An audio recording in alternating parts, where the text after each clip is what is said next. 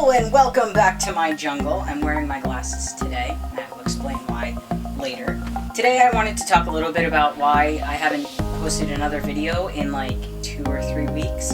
I really wanted to get into the habit of filming and editing and posting at least once a week, if not more consistently than that. But I've been having some bad brain days. I describe my bad brain days as having days where I just don't have the energy to do anything, where I go to work and then I come home and I just meet the minimum requirements that I have for the day. So on Mondays, I go to the chiropractor. On Tuesdays, I have yoga. And on Wednesdays, I have my knitting class. And that's really all that I've been doing. When I have bad brain days, one of the things that I like to do is I let myself feel that way, because it's not healthy for me to not feel that way and to just try and push it all away.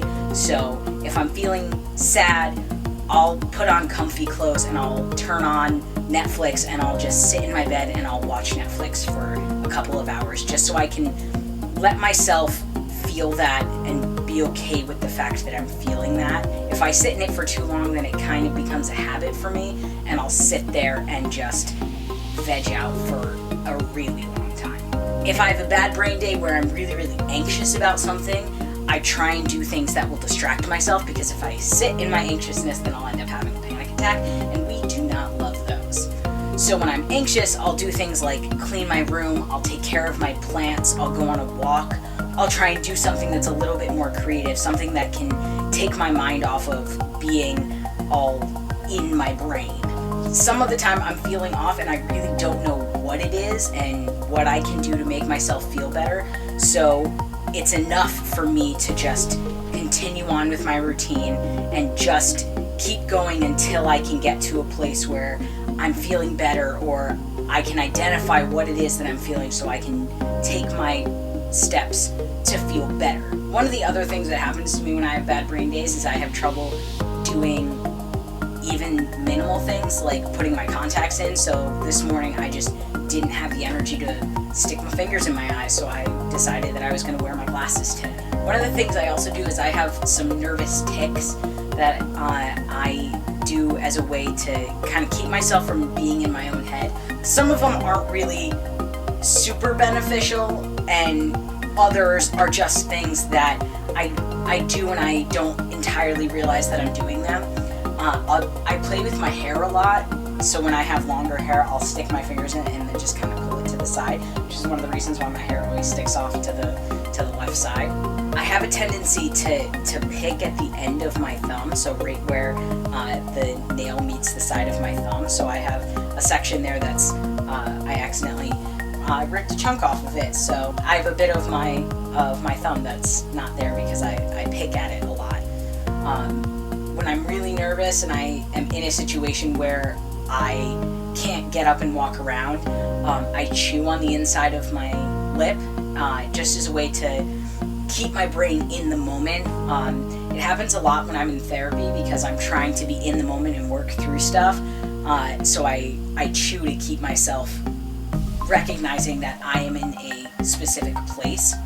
I also sometimes have a hard time doing things that I know that are good for me. So I have a hard time getting myself to go to the gym and to eat things that are good for me. It's a lot easier, for example, for me to grab a Pop-Tart and run to work rather than try and clean the shaker bottle so I can make my morning breakfast shake that's healthier for me but takes longer. A lot of dealing with my bad brain days is figuring out how to ration my energy out to where I can make it all the way through the day until I can take a break. So until I can come home from work and just sit down and relax. Some of the time I can push myself through these bad brain days and I can say, well, I've got a whole bunch of things that I want to do today and I'm going to get them done, and my brain is not going to stop me from doing those. So some of the time I have a bad brain day on a day where I have my knitting class or I have yoga, and under other circumstances I would say, I don't have the energy to go do those things.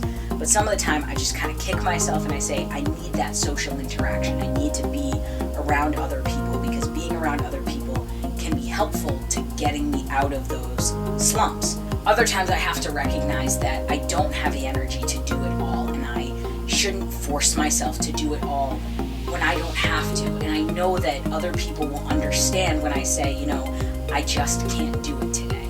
If I plan to go on a run on Thursday afternoon and I just don't have the energy to do it, but I have the energy to go for a walk, then I count that as a win because I'm still getting out and I'm doing something, I'm in fresh air.